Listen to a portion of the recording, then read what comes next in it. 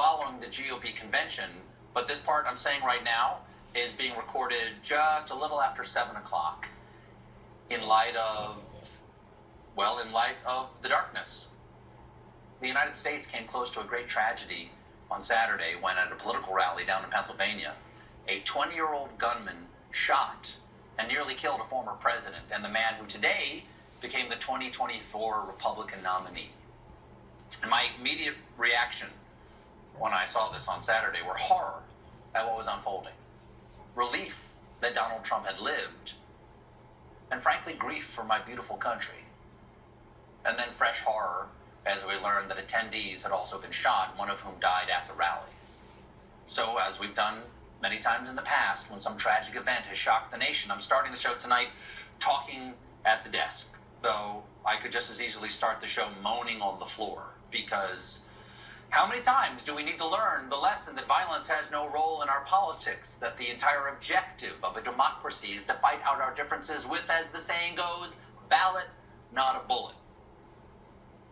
Now, right after the attack, a young friend of mine, he texted me saying, "How is this happening in America in 2024? And I understood his shock, but I'm old enough that one of my earliest memories is sitting in a dark room with my sister watching my parents' little black and white TV and seeing Bobby Kennedy's coffin on that slow train from New York down to Washington."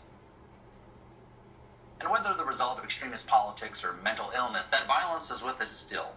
From the shooting of a GOP baseball practice that seriously injured Steve Scalise, to the plot to kidnap and kill Governor Gretchen Whitmer, to the hammer attack that nearly killed Paul Pelosi, to the horrors of January 6th, to this most recent attack. And the man who fired the shot seemed to have conflicted or confusing motivations, at least by the standards of today's stark left and right divide. Someone barely out of boyhood, who reportedly donated to a Democratic group in 2021, then registered as a Republican that same year.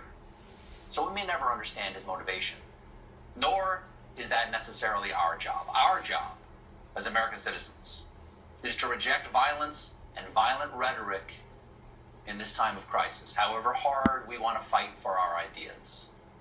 And in that regard, not only is violence evil, it is useless. As I quoted when Representative Steve Scalise was shot, violence is the last refuge of the incompetent. Violence, or even calls for violence, invalidate any ideas. This week in Milwaukee and next month in Chicago, these conventions will be about the candidates who are nominated, but they're really about the ideas that these two candidates represent and the future America they want to lead us to. In the wake of this attack on Saturday, many Americans on both sides of the aisle, from President Biden to Speaker Johnson, are calling on all of us to change how we see each other, how we treat each other, how we talk to each other. And that may or may not happen. But those conflicting ideas will remain the same. So this week, we're going to do our best to talk about those ideas, the people who represent those ideas, and many other things, with guests. And who knows, if we're lucky, maybe some fart jokes. This is The Late Show.